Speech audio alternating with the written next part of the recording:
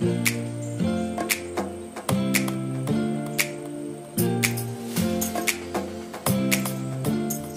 warahmatullahi wabarakatuh. Ketemu lagi dengan saya Sigit Lause di sini di kelas Mandarin. Oke, dalam kelas kali ini kita akan melanjutkan materi tentang dasar Mandarin ya. Jadi ini yang bagian terakhir dari dasar Mandarin. Oke, sedikit review dari pertemuan sebelumnya. Jadi kita pertemuan sebelumnya membahas tentang materi nada ya.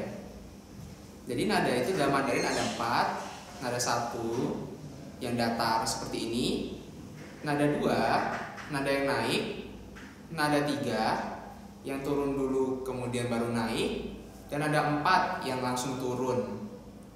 Jadi mungkin kemarin ada pengucapannya agak kesulitan membedakan di nada 2 dan 3 mungkin ya, karena ini dibedakannya agak susah. Oke, jadi kita pakai contohnya oh gitu ya, kata oh gitu. Jadi nada 2 itu kayak ohnya oh begitu. Kemudian yang nada 3 itu yang gitu. Dia turun dulu gi.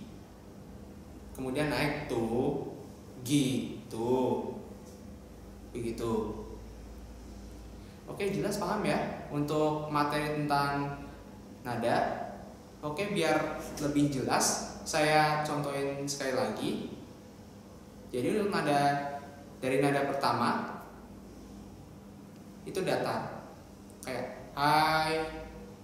Nada kedua oh. Nada ketiga gitu. Kemudian ada keempat yang saya bilang agak membentang sedikit ya. Jadi hey gitu. Oke, langsung ini untuk review saja. Kita kasih contoh untuk pengucapan ya. Kita pakainya pa sama ta. Oke. Jadi akan seperti nada datarnya pa. Nada kedua pa, nada ketiga pa kayak yang tadi gitu, begitu. Kemudian pa yang nada turun.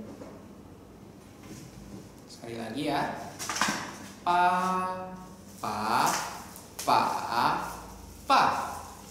gitu.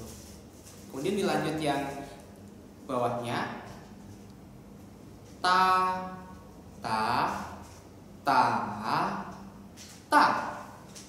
Oke, bisa ya? Oke, selanjutnya, karena dalam Mandarin kemarin kita belajar tentang vokal, itu ada vokal tunggal dan vokal ganda. Nah, dalam vokal yang ganda itu naruh nadanya di mana atau lause? Jadi begini, untuk vokal ganda itu kita naruhnya itu di vokal yang terdengarnya lebih jelas. Misalnya ini saya contohkan vokalnya ai ya. Ai itu kan terdengar jelas a-nya, i-nya cuman sedikit doang. Jadi karena yang terdengar lebih jelas itu a-nya, kita taruh nadanya di atas a. Begitu.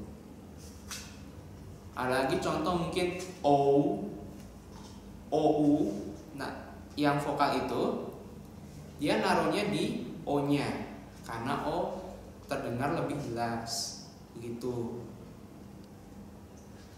Oke, langsung ke contohnya. Jadi untuk kita vokalnya yang ai ya, dengan konsonannya p. Jadi bacanya pai. Lebih jelas a-nya kan? Gitu. Ai, pai,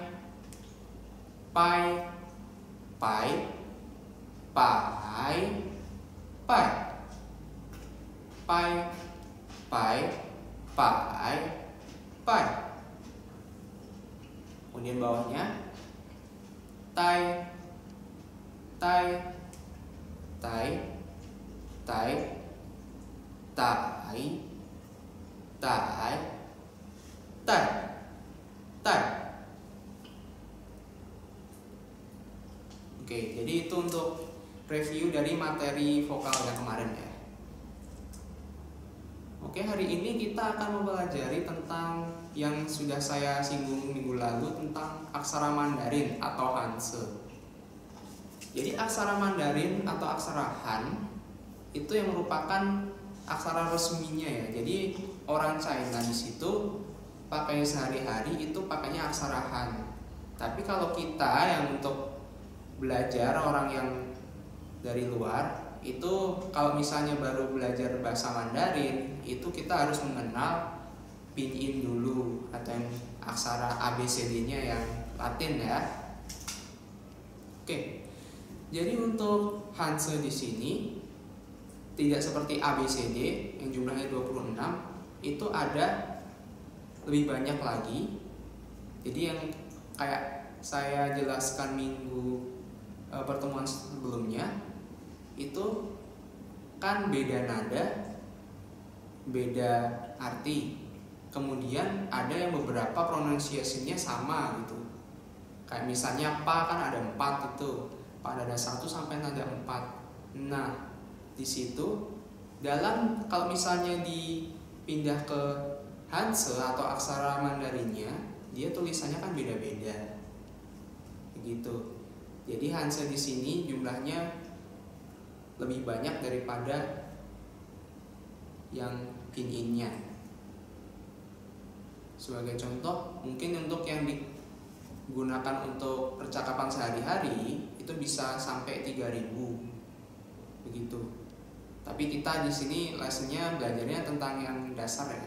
Jadi nggak usah takut kita akan menghafal banyak Hanse, karena kita ya belajarnya sedikit demi sedikit begitu. Oke. Kita udah tahu Hanse itu apa. Kemudian sebelum untuk mempelajari cara menulis Hanse, ada baiknya kita tahu dia itu cara goresnya, cara nulisnya itu seperti gimana ya.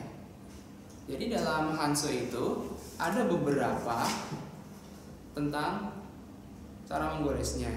Sebagai contoh, nomor 1 di sini bagannya begini ya. Ini adalah nama goresannya. Kemudian arah menggarisnya, ini simbolnya, sama ini contohnya. Jadi contohnya itu di sini ditandai dengan yang warna biru ya. Oke. Jadi yang pertama adalah tien, nada 3 ya. Tien ini dia bentuknya titik. Untuk menggarisnya dia itu dari kiri atas ke kanan bawah, jadi agak menyerong gitu. Cuma karena ini titik nggak perlu panjang-panjang ya, cuman kayak sedikit doang garisnya. Yang kedua itu adalah heng atau horizontal, jadi dia lurus ya dari kiri ke kanan.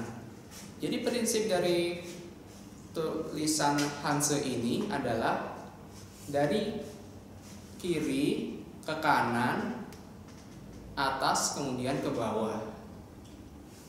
Selanjutnya di sini adalah su atau yang vertikal. Jadi dia itu lurus ke bawah, dari atas ke bawah. Kemudian untuk selanjutnya itu adalah pie atau yang menyerong ya, dari dia kanan atas ke kiri bawah. Cuman dia bukan lurus gitu, agak bengkok begitu.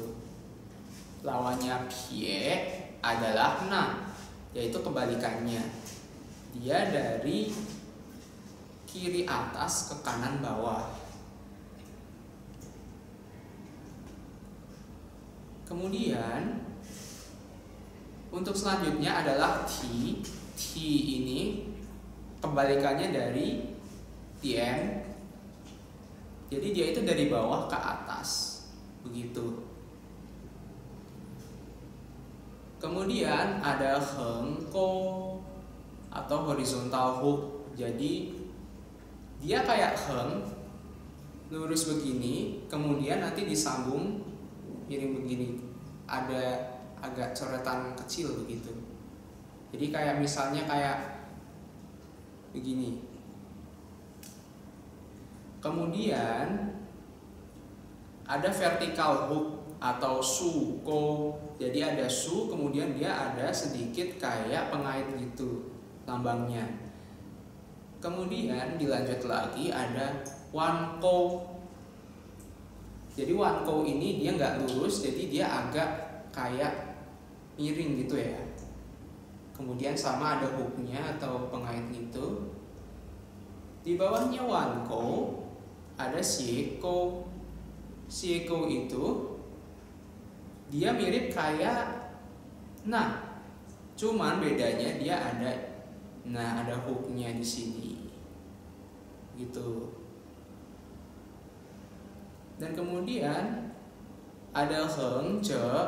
Heng ce itu dia kayak heng, kemudian lurus ke bawah.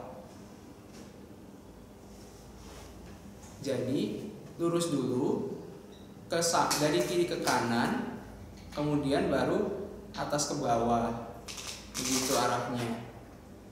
Dan terakhir ada su ce. Su ce. Su ce itu dia lurus dulu dari vertikal dari atas ke bawah, kemudian memanjang dari kiri ke kanan. Begitu. Untuk contohnya bisa dilihat seperti ini.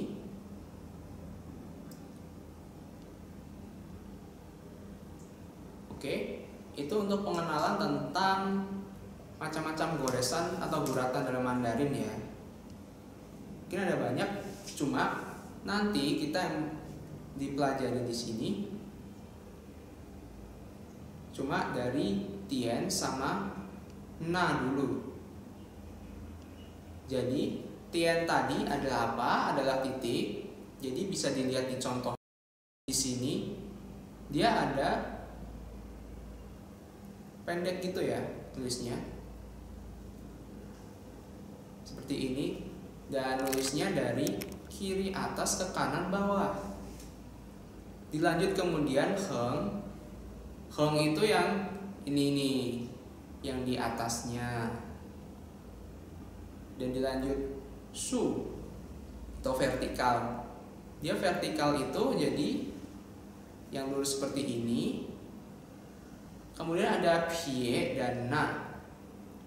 Jadi pie itu seperti ini ya, dia agak menyamping, kemudian begini.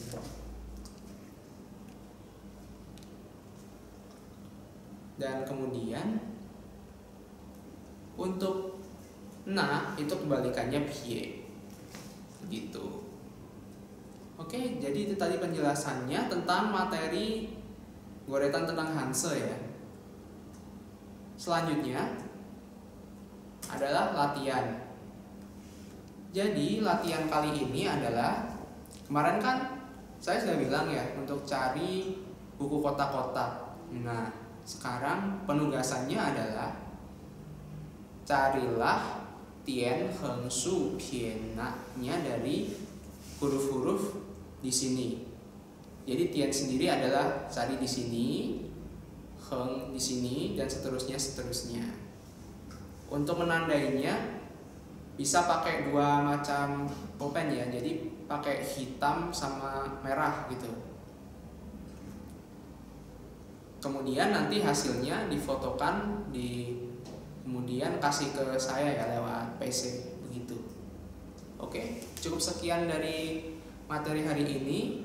Terima kasih atas perhatian dari teman-teman sekalian. Wassalamualaikum warahmatullahi wabarakatuh.